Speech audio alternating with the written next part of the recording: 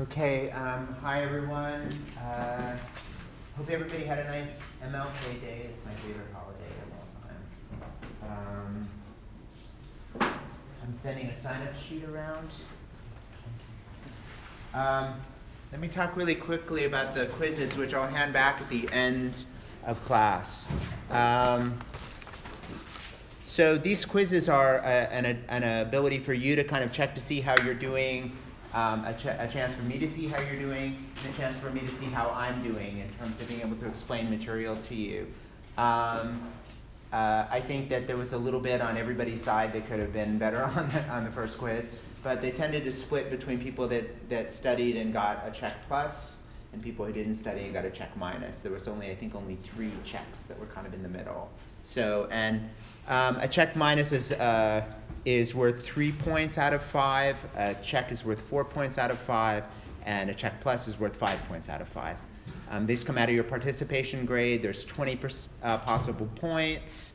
There are also chances to make up extra points later in the semester. Primarily when I'm gone to a conference, you'll be able to do an online quiz after hearing a recorded lecture. That kind of lets you build up some extra points there too. And there might be some other things that happen during the semester, and I say, hey, if you want to go see this thing, I'll give you some extra points for that. But I try to make sure that I'm not punishing people that have jobs, so I try to keep it as much as possible in the classroom.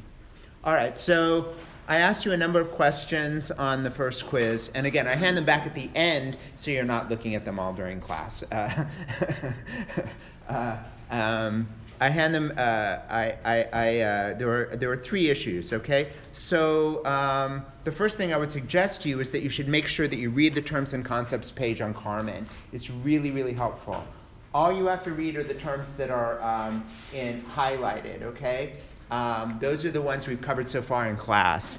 So because I've taught this class so often, I kind of know where I'm going. I know where we're going to go. I know what kind of things we're going to cover. That's how I'm able to. That's how I'm able to have them all up there, but I'm only going to highlight the ones you need to know for that quiz. So let's talk. So the first question was William Wordsworth in the preface to the Lyrical Ballads, 1800. He set forth 2 new rules and 1 new definition of poetry. So anybody that studied that or remembered from the day that we taught it should have got that one. That one was just simply that poetry should be written in the language of common men. It should be in the situations chosen from everyday life, and that it is a spontaneous overflow of powerful emotions. Extra credit to people who said, but also you need to have thought long and deeply about the subject that you're feeling. Okay, so that was number 1. Number 2 is a little more difficult. That one was, I asked you the relationship between Innocence and Experience in William Blake. This is one where I kind of gave some fudge points because I don't think I did a very good job explaining this, or I must not have really put a high enough focus on this because only a couple people really got this. What I want you to get is not just, I mean, I wrote it all up there, but not just that one is kind of hopeful or innocent and the other is experienced and sort of dark, but there's a relationship between the two, and that is that they're both necessary. And why is that important? We're going to see in looking at Frankenstein why it's important, because in Frankenstein, if you think about it as a kind of opposition between innocence and experience, and or as Blake writes elsewhere, heaven and hell, then you need to have both, because if you deny the one, if you deny the hell in yourself, you become a victor, and you project all of the uncomfortable things about yourself outward onto other people. Victor basically is the author of most of the evil that happens in the novel, in my opinion, not the creature. So, and we'll talk more about the ways in which you might read this text as a kind of one character named Victor/creature that's split into 2 parts, right? That's another way to read it. But in any case, that's why it's important to understand that innocence and experience run together, and they're just 2 different ways of looking at the same thing. Okay, so not very many people said that, but you did say things like innocence is more about hope and happiness, whereas experience sees everything darkly. So it's not like in experience everything is dark, and in innocence everything is good. In innocence we see the good, and in experience we experience the negative. Okay. All right. The enclosure acts. Most of you got this. Most of you got that, and this was the one I think that most people got, that the enclosure acts were a series of parliamentary reforms that were meant, in a way, to do something positive, which is to move away from monarchy, so to take the king's land and make it part of the private sector. But it didn't make it part of the public-private sector. It just simply gave it to the rich lords that already sort of controlled a great deal of that area. And what that did in terms of nature is that it made nature something that was available for people to think about. Before that, it wasn't something fenced off and separate. So that you can almost think of the same thing here in the United States. Like, sometime around the 18th century, as we pushed westward in the United States, we started to experience deforestation at a pretty rapid rate.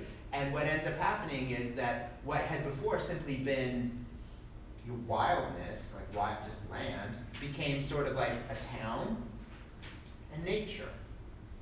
But you didn't get that until you get the town. You don't get nature until you get the town.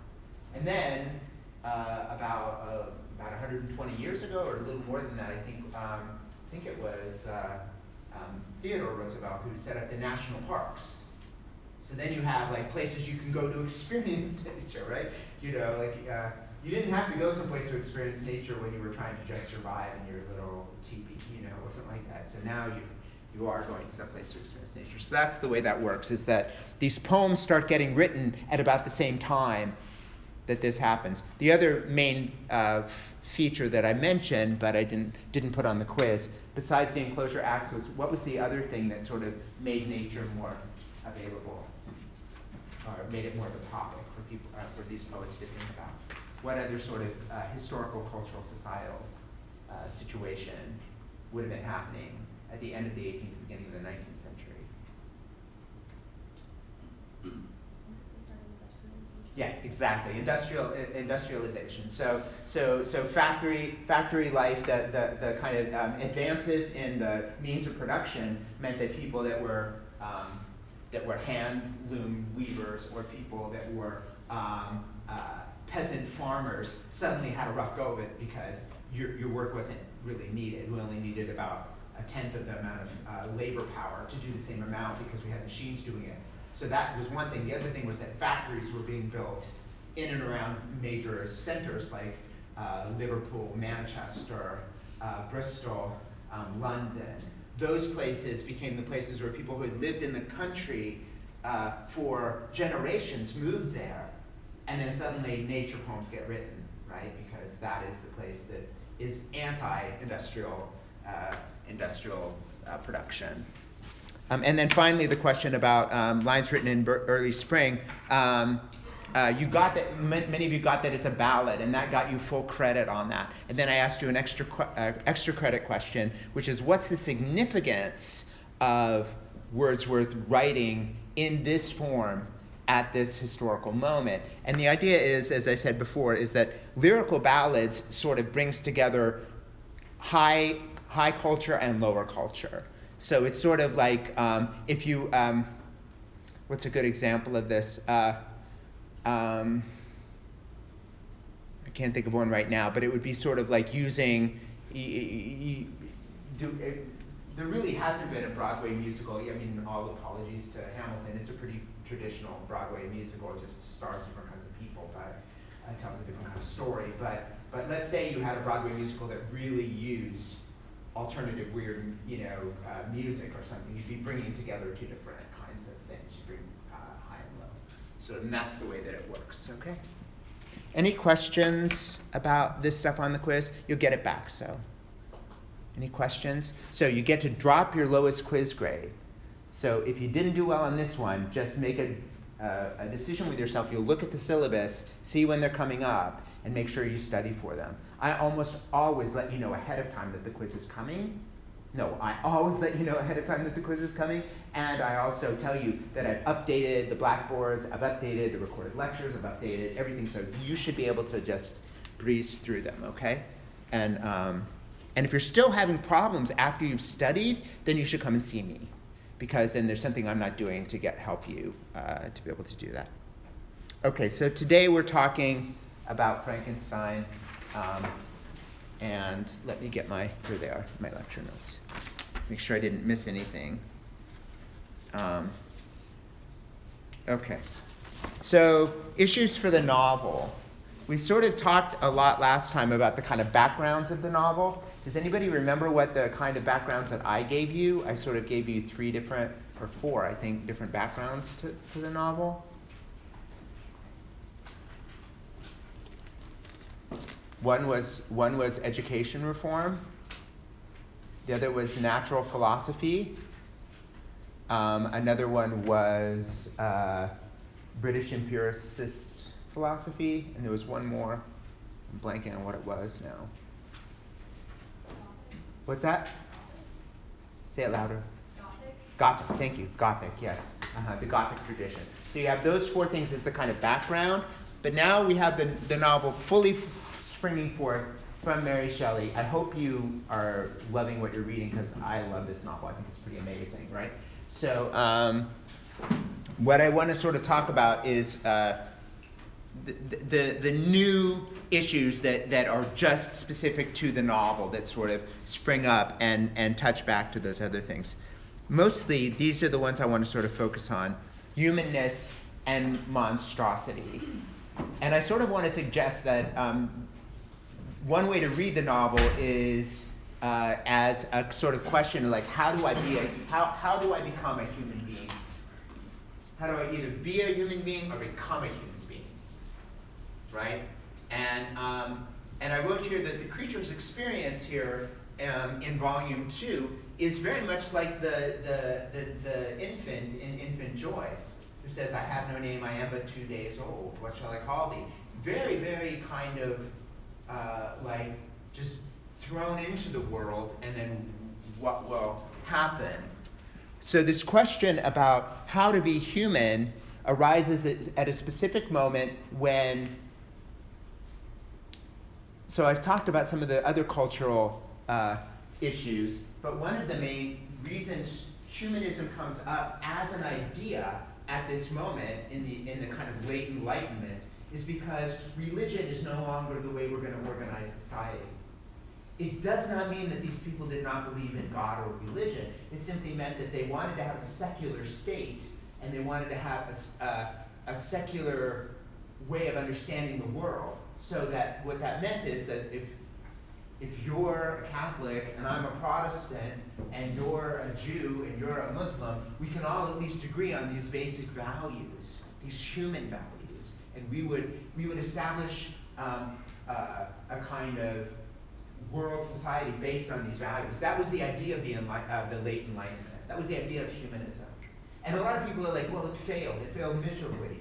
And I'm like, no, we haven't got there yet. You know, we still haven't become human in the way I think about it, right? Because you hear people say all the time, like, oh, well, you know, we'll always have poor people, we'll always do that. And I'm like, no, why? I mean, we haven't got there yet. We've been, you know, there have been some structural problems why maybe we haven't got there. That's a lot of opinion. You don't really need that. Okay. All right. So there's several different ways to read the novel. One I suggested here is like, what does it mean to be a self or have a person? Where do you get it from? Right. And part of the story here. Remember Mary Shelley's biography? You know, to basically lose your mother as you're born, you know, as you're being born, is like, well, if you get it from your family, you have to have a really supportive family there, and I don't think that her stepmother or her father, William Godwin, necessarily were that for her. I don't think she was mistreated in any way. All the biographical reports, she had a pretty normal childhood, but I think she really mourned the loss of that. And so that question of like, how do you become human, and how do you become yourself without proper parenting or without that sort of thing, I think is in the background of this for her. But the other question is like, how do we as a society become human, right? So, okay.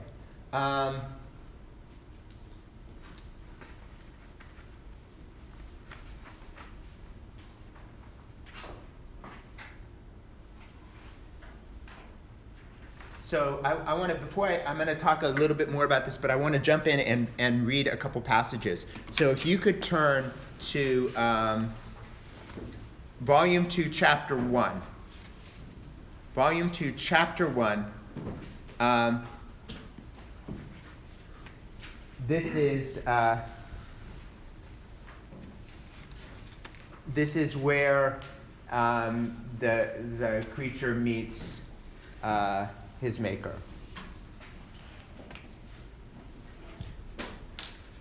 The passages I want to focus on are once the creature begins. No. I'm actually before that. This is what I want to talk about for a second. Sorry, I'm a little bit lost myself. I want to talk about the this passage here, which is right at the beginning, where Victor is in the Swiss Alps. And do you remember what I sort of suggested about the Swiss Alps? They are the scene of what? I remember you saying like they were the one thing that people were supposed to like that one scene that everybody wanted to go see. Right. What's the word that they use? Yes. The sublime, absolutely. So it's the scene of the sublime. So in a weird way, in this and again, the scene of the sublime is that when I want to talk about the sublime, something too large to be cognized. So something that doesn't fit within our rational order of thinking. It's beyond our rational order of thinking. So when you fall in love, there's something like kind of oddly sublime about that, right? Because maybe if you date on like Match.com and you enter in all the things and you like find the perfect person who likes to do badminton the same way you do, and then you meet and whatever, and it's like all perfect on paper, you're probably not really in love. You're just like, you've signed a contract, right? When you fall in love, it's completely wrong. This person should not work for me at all. They are not right for me, but for some reason I cannot be away from this person. I love them more than anything, and I'll crawl across dirt to get to them. I don't know why. It doesn't make any sense to me. That is like a sublime kind of experience because it's extra rational. It doesn't fit within the rational order of things. It should not work, and yet it does. And also, it works on the level of like feeling and emotion and sensation, and that's what the sublime does. So what better place for these two to meet each other than in the sublime? I mean, in the Swiss Alps, in this moment. Okay. So, a couple quotes I just want to call your attention to. It's very easy to just think Victor is just such a horrible person. I mean, even his weeping about poor Justine, it's like, stand up, get her. No, wait a minute, you're not going to believe this shit. But I created a creature, right? And it probably killed this thing, so I made life. And then, at least try, right?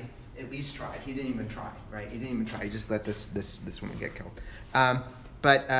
So I'm at the paragraph that begins, at these moments I wept bitterly and wished that peace would revisit my mind, only that might afford them consolation and happiness, them being Elizabeth, his family, all the people he loves, right?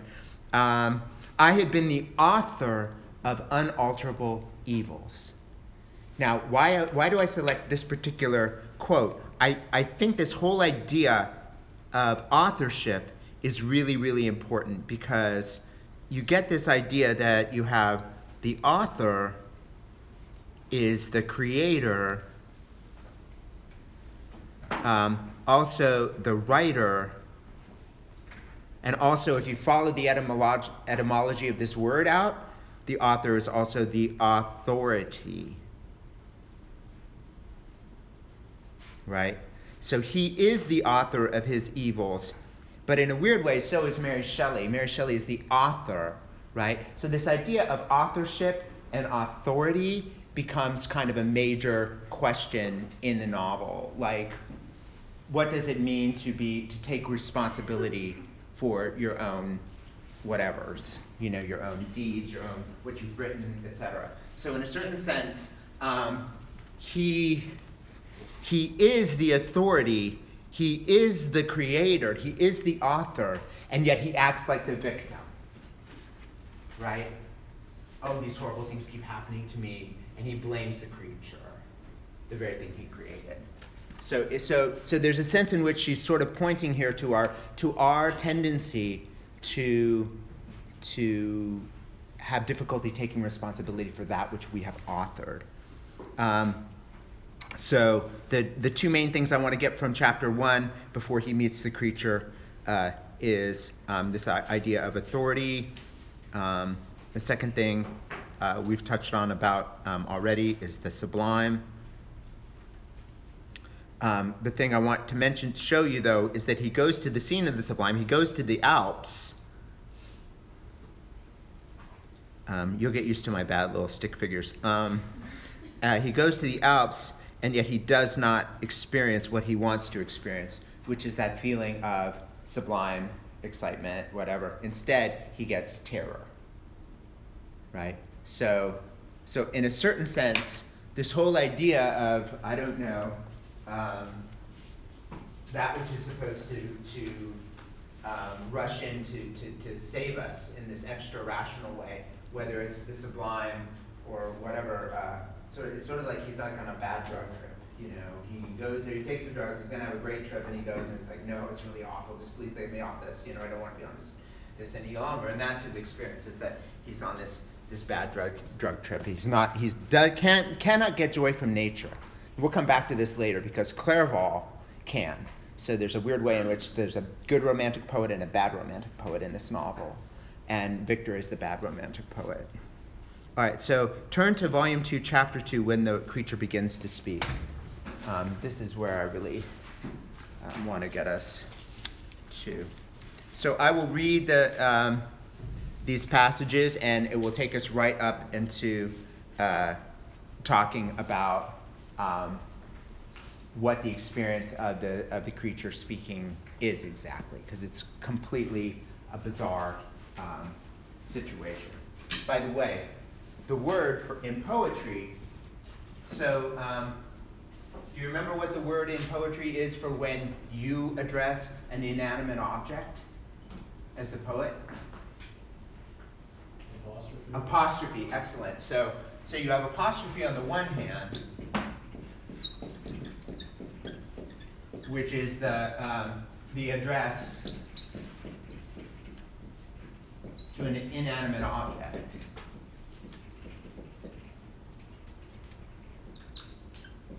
An inanimate object. But then you have this crazy word.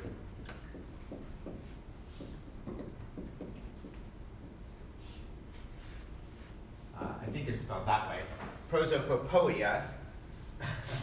This crazy word is when the object speaks. This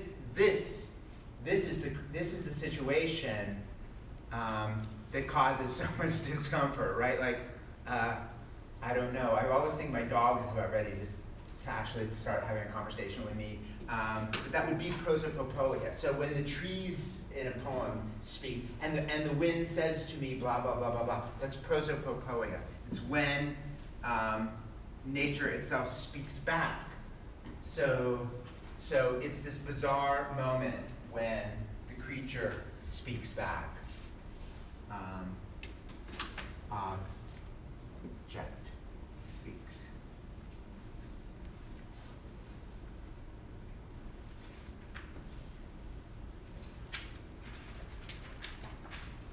Okay, let me read, and then we can have a discussion. First of all, there's an interesting quote from Mutability, a Shelley poem here. Wordsworth also wrote a poem called Mutability. Why is mutability such an interesting topic, I think, here? Because mutability has to do with, in both of these poems, the line between life and death, but also the line between subject and object. And the idea is that there's a mutability here. Do you know what mutability means? It means a kind of porousness, like an immutable border would be like a wall between us. A mutable border would be like some saran wrap that I could just kind of poke through. So mutability is basically like there's no real firm line between life and death. That's the idea. And it basically comes back to the idea of change. So anything that is mutable can change. So immortality would be something that couldn't change, and it is immutable. But what unfortunately we live in mortality, which is mutable. And so they write these two poems about it. And Shelley's poem is here. I just wanted to foreground it because I think it's interesting that it precedes this. All right. From the side where I now stood, I'm right after the poem in that second paragraph. So for those of you who are following here, I'm right here, okay? From the side where I now stood, Montevert was exactly opposite, at the distance of a league, and above it rose Mont Blanc in awful majesty.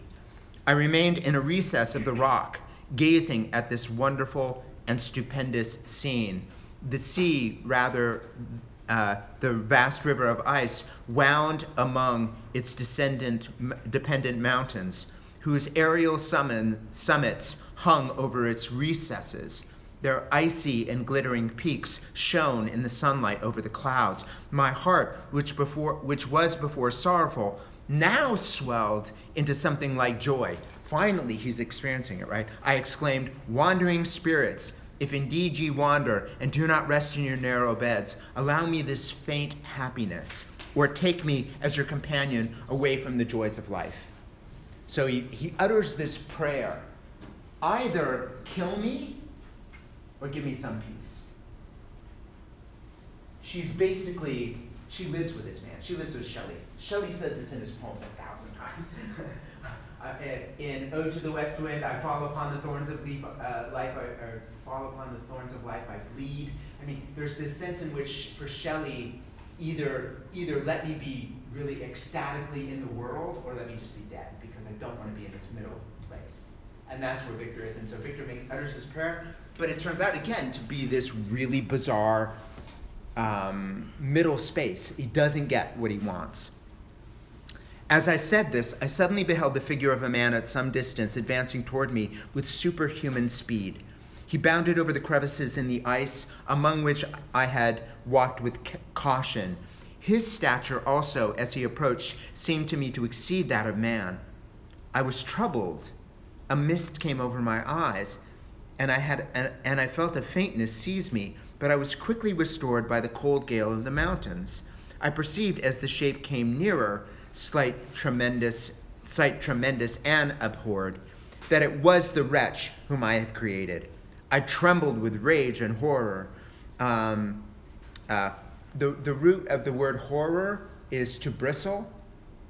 Like when, so to be in horror, to watch a horror movie is actually to bristle, to like have your hands. So he's like in this rage, but he's also like physically bristling, right? Rage and horror, resolved to wait his approach and then close with him in mortal combat. He approached. His countenance bespoke bitter anguish, combined with disdain and malignity, while its unearthly ugliness rendered it almost too horrible for human eyes. But I scarcely observed this. Anger and hatred had at first deprived me of utterance, and I recovered only to overwhelm him with words expressive of furious detestation and contempt. "Devil," I exclaimed, "do you dare approach me? And do not you fear the fierce vengeance of my arm wreaked upon your miserable head? Begone, vile insect, or rather stay, that I might trample you into dust. And oh, that I could, with the extinction of your miserable existence, restore those victims whom you have so diabolically murdered." I expected this reception, said the demon. I love that. I expected this reception. All men hate the wretched. How then must I be hated, who am miserable beyond all living things? Yet you, my Creator, detest and spurn me, thy creature, to whom thou art bound by ties only dissoluble by the annihilation of one of us. You propose to kill me. How dare you to sport thus with life? Do your duty towards me, and I will do mine towards you and the rest of mankind. If you will comply with my conditions, I will leave them and you at peace. But if you will refuse, I will gut the maw of death until it be satisfied with the blood of your remaining friends. By the way, my son is like really big into what's the guy's name, Conor McGregor, who just had a fight recently, and he's supposed to be the greatest trash talker of all times. He should use that line. I will gut the maw of death with you. You should definitely use that. That's awesome. I will gut the maw of death. Okay. Why? Why does Shelley have the creature speak here? And then what is the effect of having the creature speak here after we've had Victor's point of view? What? Talk to me now about this. When you're reading along and you come to this, what's your experience of the creature at this point when he begins to speak? It's kind of you finally get to the other side of the story where Yes.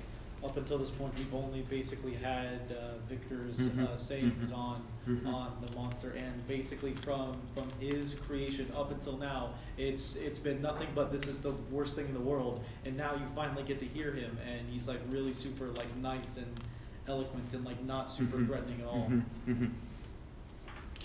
Well, glut the maw of death. He's not a barbarian.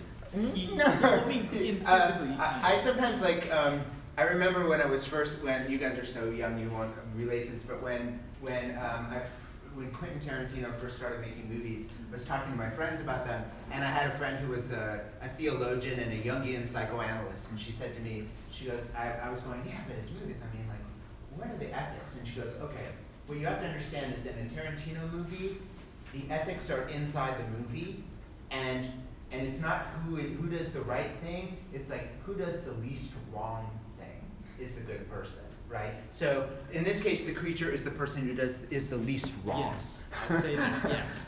Yeah, so, okay, good. So one effect is that it humanizes the creature. Yeah. Speech humanizes us. This is the thing I want to come back to again and again. Now, maybe it's not right that speech should humanize us, because maybe speech is not a good indicator of whether we're truly human or not. People, talkers, right? And they can be, but the idea is that speech humanizes us, so that's part of it. What else? What else do you? He shows he's intelligent. Yeah. Convey a conversation. Yeah, there's been pages and pages and chapters written about what language they're speaking, because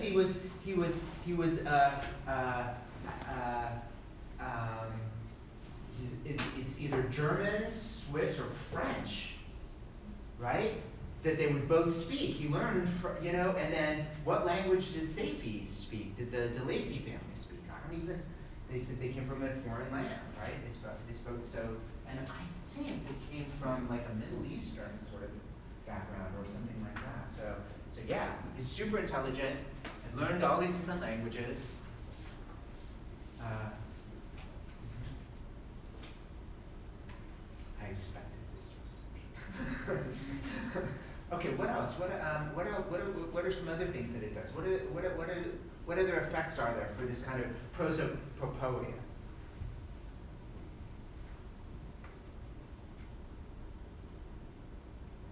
I want to suggest that he immediately turns Victor into the irrational one. Victor's going, you try. First of all, he's looking up at this giant. I'm gonna hit you. I'm gonna crush you to dust. And he's just frothing at the mouth. And plus he's I don't know, who is he? He's like some kind of superhero. He sprung across these rocks and he jumped down this thing, and he's there, and he's like, yeah. Shelley also draws a lot of comparisons between the creature and Yes, Victor. yes. Just especially in that whole conversation, he says comfort enough that you seek to increase my misery.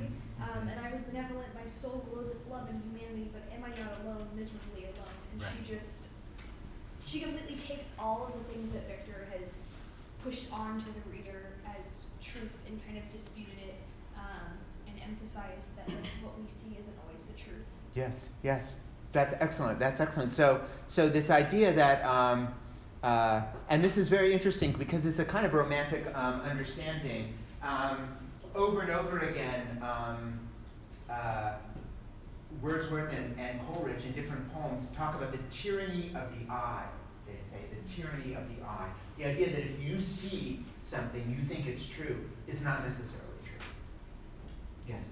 I think it's kind of what you were saying, but like Victor, we talked about earlier, he was pretty much playing the victim. Yeah. And then to have somebody come up to him and put him in his place, it was probably like a, oh shit, like, back up moment. Yeah, exactly. You know, and there are comparisons to be made. There are readings of this novel which read it as the kind of attack of the working class on the bourgeoisie.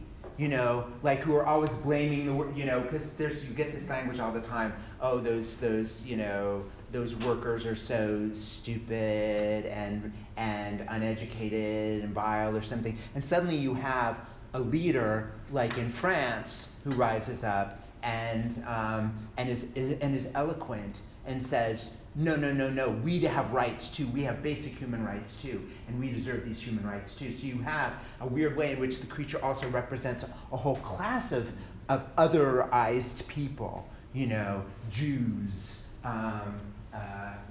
Africans, people from the Middle East that are suddenly otherized, even Catholics, you know, in England, right, that are otherized, who are now speaking with this authority.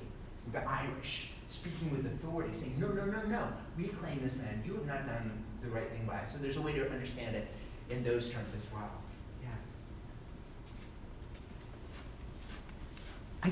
The thing that gets me every time is that Victor sees this as a creation. And how does the creature see Victor?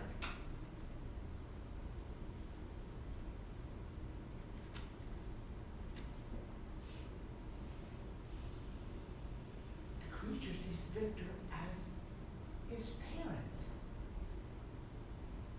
You see what I mean, the reason I think the creature's point of view seems so much more filled with feeling for me is because the creature understands that it has an interrelatedness with this other person. And Victor thinks, I can just kill you. But anybody knows that you can't just, arguably you could, I don't do it, but you could kill a bug. You could do it and not have a lot of feeling about it and not feel like you've hurt yourself in any way. Although if you kill enough, you destroy the ecosystem and you're dead. So, but but to kill another human being, you've damaged yourself forever, right? There's no way around that. I don't think people come back from, even in war, when it's like there's a reason for doing it, people come back and really change in that experience. Is it possible that Shelley is also almost like making a statement about like God, because the monster does refer to Victor a lot as, my creator. And so I think there's this almost like resentment towards like an all-knowing God for just throwing you out in the world helpless without anything. Yes. Anybody who's read the Book of Psalms know that this is an actually approved way of speaking within Scripture, which is to say, God, why have you done this? Even Jesus on the cross, why have you forsaken me? Right? Is a way of saying like, what the hell? Really? No, stop. This is not right. So there's a way of speaking here that has that kind of intimate relationship. All right, let's keep moving. So I want to talk for a second about really quickly about. I'll just do it on here. That'll be easier. That way I can save it.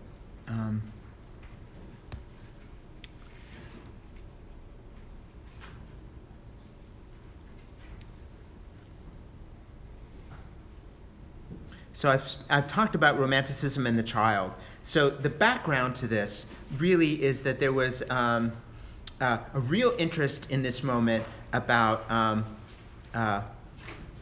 the wild child, and I know that sounds like an 80s soul group, but it's not. The wild child is these children that were being found in Europe. And the idea was basically that they had been raised outside of society.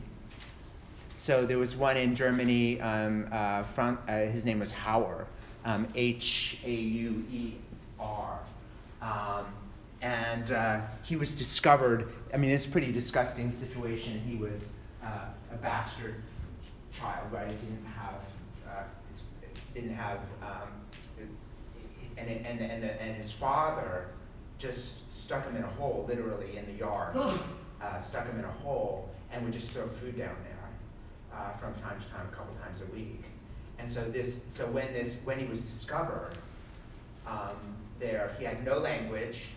He was like in his 20s, I think, at this point. Had no language, didn't know how to go to the bathroom, had never bathed, had never anything, and it was so intriguing to European society that they actually took this person and taught him to read, calmed him down, brought in tutors, played him music, and then it would almost like on a kind of like tour. He was brought around to meet kings and queens in different countries and so forth, and in the intelligentsia. It's kind of gross in that way because it's kind of like he's like this kind of freak show or something. But the idea was this dream of what would we be like if we were raised completely natural. So this wild child kind of idea, I think, is behind part of what interests Shelley in the creature. And this guy, Rousseau, Jean-Jacques Rousseau, a very important French author. He's also very important for the American Revolution, as well as the French Revolution, because he wrote an important book called The Social Contract, a book that maybe we should read today, which basically says that we're all responsible for one another, right? And he also wrote a book called Emile. And in this book called Emile, it's basically about how to raise children. And the idea is, for Rousseau, you should not coddle the child. The child should be immediately put into nature. The child should be given only one book to read when it's young. For some reason, everybody loved Robinson Crusoe. That was the one book that everybody should read. But aside from that, it should not be filled with knowledge. It should be allowed to move about and have a kind of open, democratic relationship with the world. It should be loved, of course, but not coddled. And so there's a great interest in this society and culture, in the raising of children, in who we are when we're outside of culture. Is there a natural us inside? And the creature's a perfect way for us to examine all of these issues, right? That's why education reform, I was saying, is kind of an important subtopic. I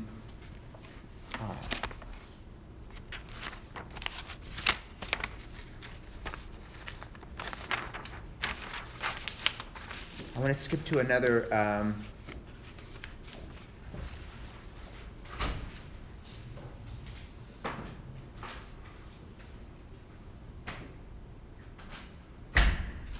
I want to skip to another thing. Before I do that, I'm just going to put forward this one idea that I've always had about the novel, and that's partly because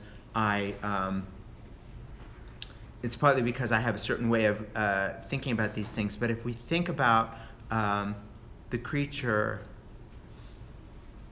and Victor, as that the creature is born from a split in Victor. The creature is born from a split at Victor, and psychoanalytically, the way we can understand this is that when a split happens in our psyche, it happens because something is intolerable for us to think. Some desire or wish or something that we have is impossible for us to think. That part gets repressed, right? And it gets projected out onto somebody else. So like I don't know. Think about all the things that get said about immigrants, for example. They're lazy, they want to take our jobs, which is kind of contradictory. Are they lazy or do they want our jobs? I don't know, which is one of the two. Lazy, they want to take our jobs. They don't have the same values we do. You know, all these kind of like things, right? These could be our very thoughts about our own society, our own self, that we reject and then project out onto other people, right? So a split happens, and it's almost like you can imagine this kind of split happening in Victor, and this murderous other part is projected onto the creature. All of the things he does not want to see in himself, all the things he wants to reject in himself. And I think what Shelley is trying to get us to do is to understand Blake's insistence that we understand innocence and experience, heaven and hell, as being part of the same process of the human soul. Because if we reject one side of it, we end up projecting it out. Blake says this absolutely clearly at the end of a text called Marriage of Heaven and Hell, which we don't have time to read. He actually says that the clergy at that time, that's what they were actually doing. They were projecting their own desires onto other people, right? You can think about this in terms of recent scandals within the Catholic Church, you know, and whatever, right? The desire gets projected out or something like that. Okay.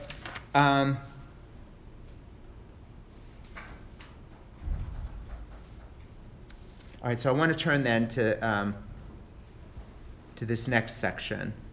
So we're now at volume 2, chapter 7. Volume 2, chapter 7. So I'm interested in, it's right after he talks about the DeLacy family. And I'll come back to the DeLacy family at the very end, but I want to sort of move this way so I can talk about the importance of education. And then I'll come back and ask the question to you: why the DeLacy family? What does he learn from the DeLacy family? What does he learn from the DeLacy family?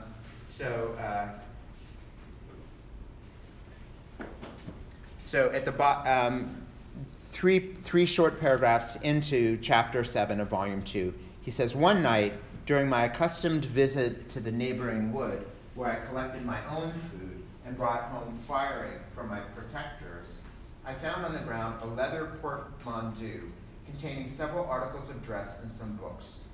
I eagerly seized the prize." That's just like a briefcase or like a suitcase, something like that. "I eagerly seized the prize and returned with it to my hand. Fortunately, the books were written in the language, the elements of which I had acquired at the cottage," and then down at the bottom it says French. So he must be speaking French now to Victor, I'm not sure. They consisted of Paradise Lost, Milton's great long poem in blank verse, and The Sorrows of Werther, and also there was one other book he doesn't mention, he mentions it later, it is Plutarch's Lives, right? Which is a history book, a book about history, a book of poetry, and a very important for romantic time, Goethe's book Sorrows of Werther, which is the story of coming of age of a kind of new romantic hero. Who does he identify with immediately? Anybody? Who's the person he identifies mostly with in all of his reading? Yes? Satan, yeah, in Paradise Lost. So those of you who've read Paradise Lost know that in the first several books, Satan is the hero of Paradise Lost. And in fact, in Paradise Lost, Satan is the most interesting character by far, right? And Satan is mistreated by the same things we were talking about before, by a creator, right? So Milton, and Milton was very religious. Don't get me wrong. He just had an interest in telling the story. Blake also had an interest in Milton's interest. So Blake writes at one point, when Milton wrote about Satan, he was free. When he wrote about Jesus, he was in chains. And what he means there is that he was so worried about what the church would say about what he wrote that he had to constrain it a great deal, which is true. I mean, at one point they were going to kill Milton because of his association. This happened during the English Revolution.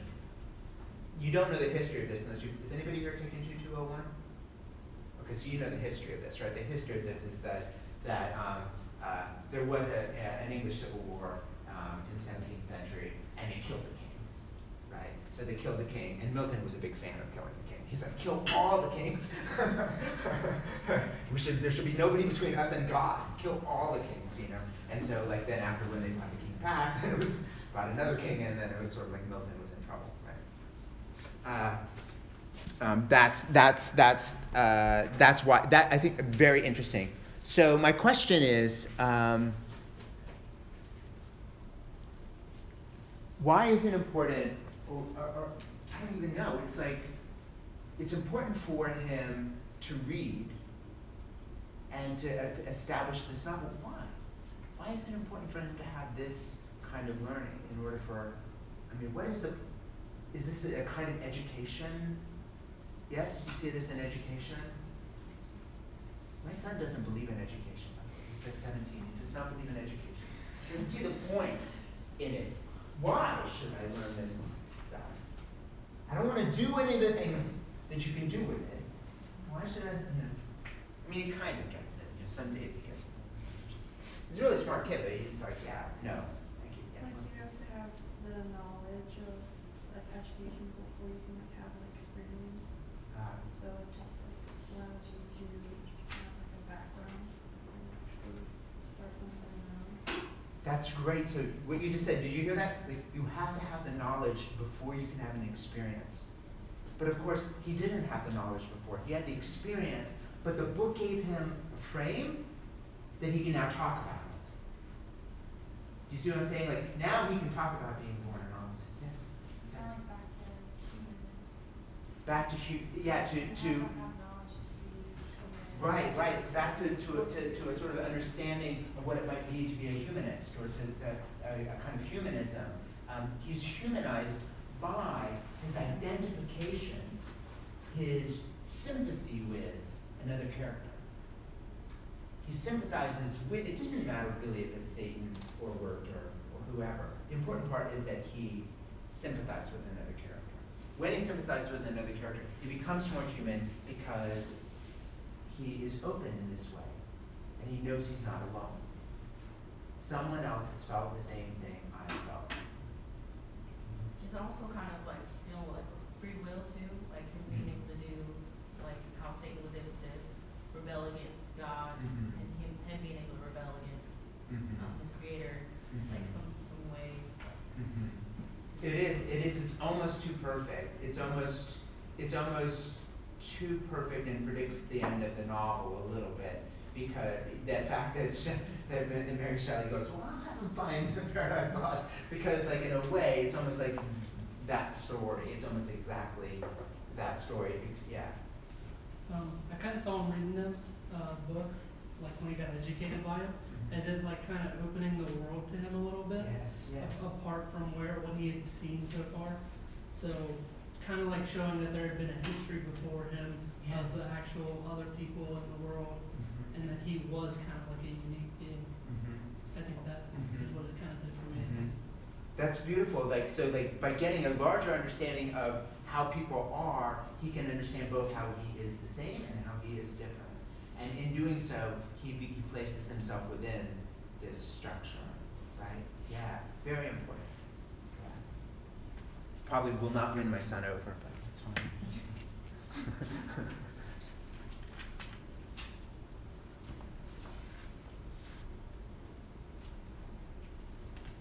Who is most like Satan in this novel?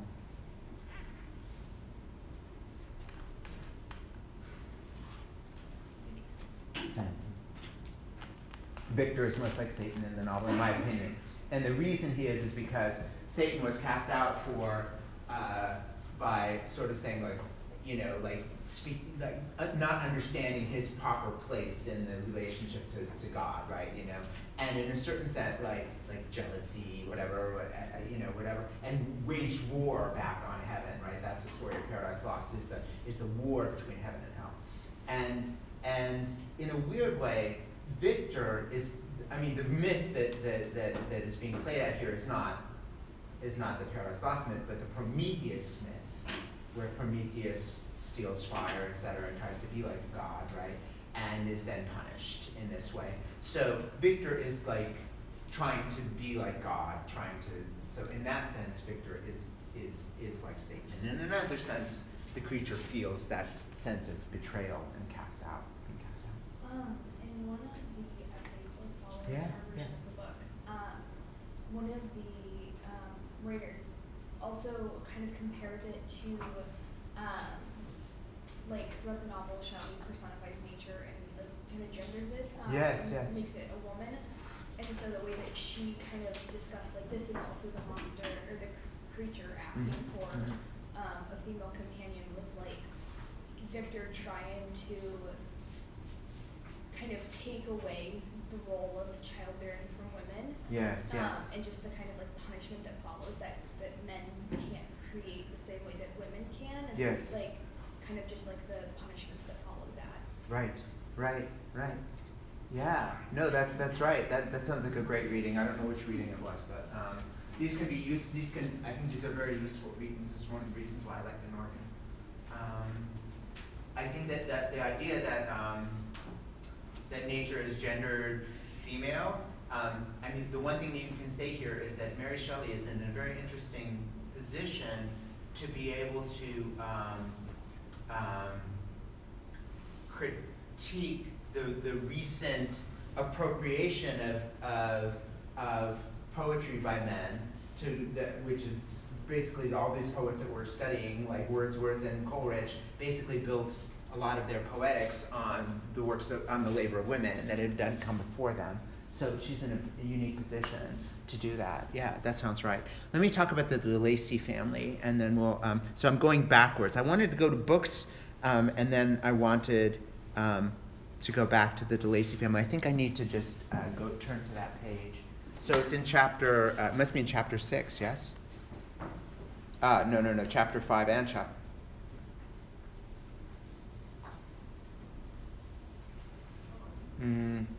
Yeah, I want to be in chapter. I want to be in chapter 5. Yeah. So I want us to just get a good image of what this is like with the DeLacy family, and it's a little bit strange because she spells DeLacy differently in different places. But let's just I'll settle on DeLacy family.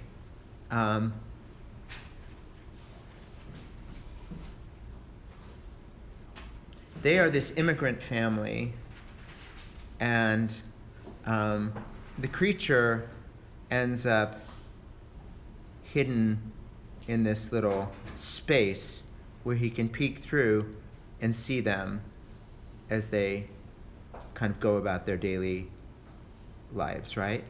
So he is hidden in this space, and let me read a little bit and then I'll ask you questions about this. He learns language from them. He learns what it means to be in a family from them. And he learns also what it means to be persecuted by them because they are escaping persecution in their home country. They are immigrants, right? So, all right. So I'm, and there's so many things here that are just like, that make you feel, kindly towards the creature, right? I mean, the fact that he gets food for them, and he gets wood for them, etc. But, and he calls them his protectors, even though in the end they become his rejectors. Right? So I'm at the bottom of my page 79, and he says, while I improved in speech, I also learned the science of letters as it was taught to the stranger, and this opened before me a wide field for wonder and delight. The book from which Felix instructed Sapes was Volney's Ruins of Empires. I should not have understood the purport of this book had not Felix, in reading it, given very minute explanations. He had chosen this work, he said, because of the declamatory style was framed in an imitation of the Eastern authors. Through this work, I obtained a cursory knowledge of history and a view of the several empires at present existing in the world. It gave me an insight into the manners, governments, and religions of the different nations of the earth. I heard of the slothful Asiatics, the stupendous genius and mental activity of the Grecians, of the wars and the wonderful virtue of the early Romans, of their subsequent degeneration, of the decline of that mighty empire, of chivalry, Christianity, and kings. I heard of the discovery of the American hemisphere and wept with Safie over the hapless fate of its original inhabitants. These wonderful narrations inspired me with strange feelings. Was man indeed at once so powerful, so virtuous and magnificent, yet so vicious and base? He appeared at one time a mere scion, I have a hard time saying that word, or scion, I'm not sure exactly how to even pronounce it. Scion of the evil principle, and at another as all that can be conceived of noble and godlike. To be great and virtuous man appeared the highest. To be a great and virtuous man appeared the highest honor that can befall a sensitive being. To be base and vicious, as many on record have been, appeared the lowest degradation, a condition more abject than that of a blind mole or a harmless worm. For a long time, I could not conceive how one man could go forth to murder his fellow, or why there were laws and governments. But when I heard the details of vice and bloodshed, my wonder ceased, and I turned away with disgust and loathing. And then he says later that the words turned back on himself. So he self-reflects, which is really, really powerful. As you know, it's very difficult for any of us to self-reflect on our actions or whatever. And this whole experience. So what can we say that he gains from the Delacies? I've said that he learns love. What else happens in the Delacy in his observation of the Delacies? Yes. What's that? He was able to learn language. Language. Is that what you were going to say? I was going to say it's the first time I think he fully understands that he's alone.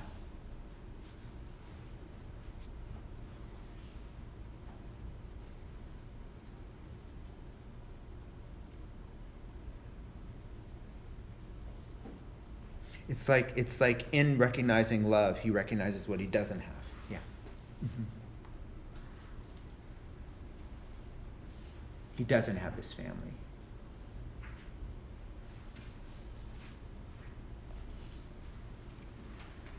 Mm-hmm. I think he kind of learns like the societal places of them. Mm-hmm.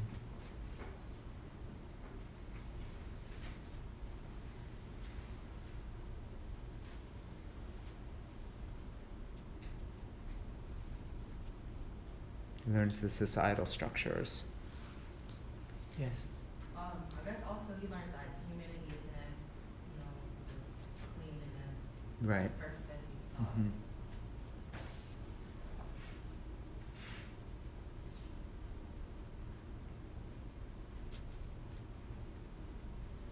Oops.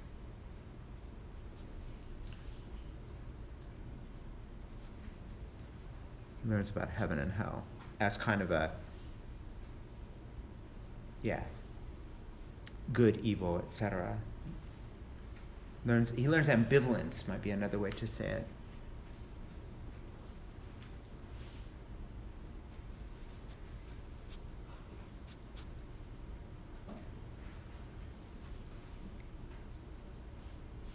Do you guys know what this word ambivalence means? Somebody tell me what ambivalence means?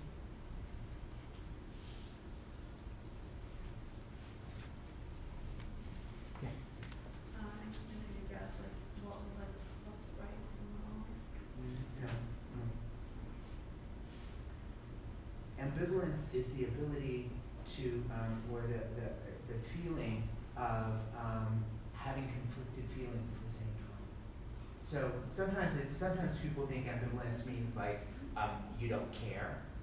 That's not it at all. It's like loving the object and hating the object at the same time. That's ambivalence, right? So to understand that ambivalence is something we must accept in ourselves is where the creature is at right here. He needs to learn, and he does learn in a way that Victor never does, that he is flawed in this way, and he is also beautiful in this way. He also has both. He is, there's brutality and beauty that kind of coexists. We kind of can't get one without the other. At least that is I think what he learns there from the Delacys. The rejection, of course, that he ultimately experiences is more heartbreaking for exactly that reason. That he has learned all of these things, and then he now learns that and he also gets to watch it's not only that he idealizes the Delacys, but when the Delacys reject him, there are two ways he can understand it.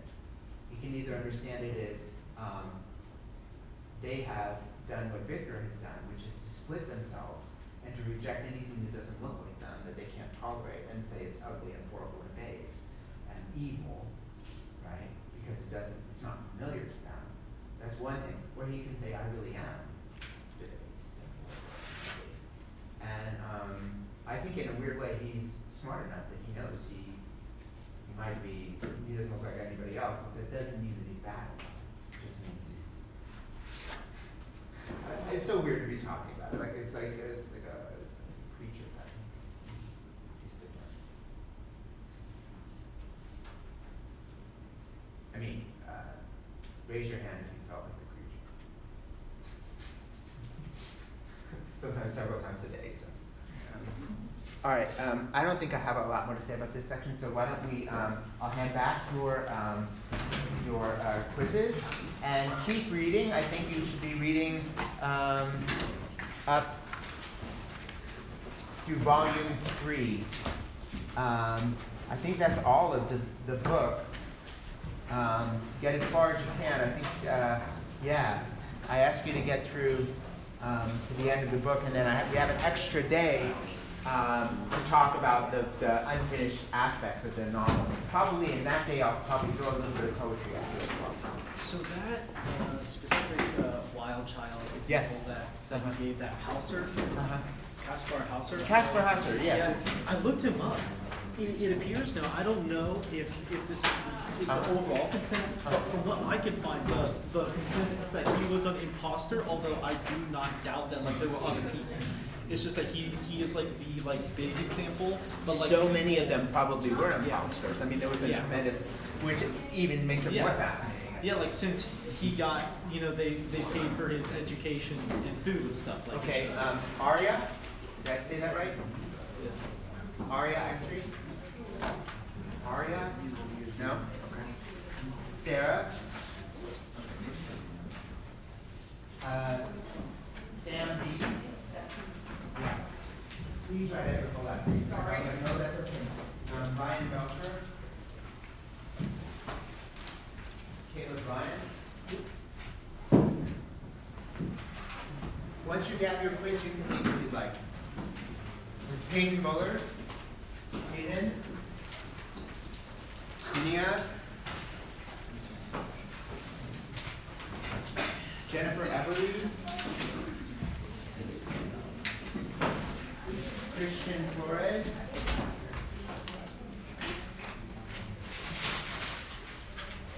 Elena,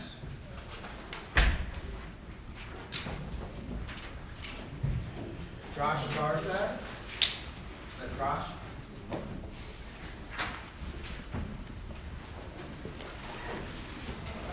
Emily, The story of Martha, what did you get by that? Yeah, that's what I got.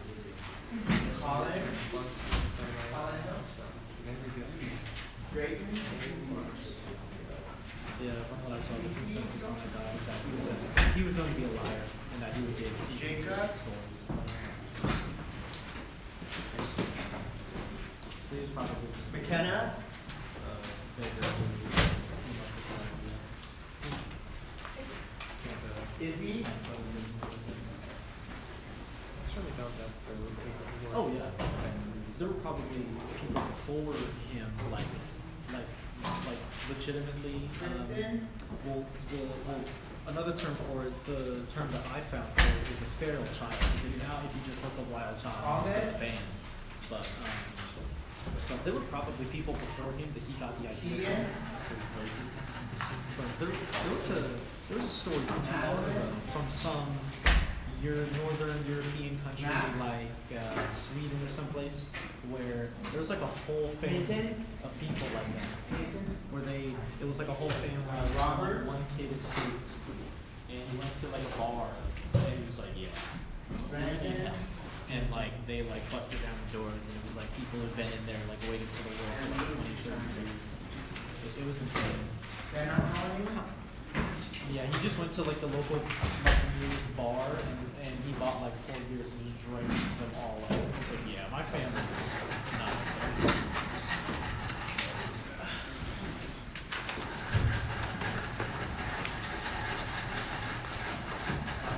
Rather than daily habits, but I was wondering maybe if you had, like if you had an extra copy that I could kind of like study the questions from.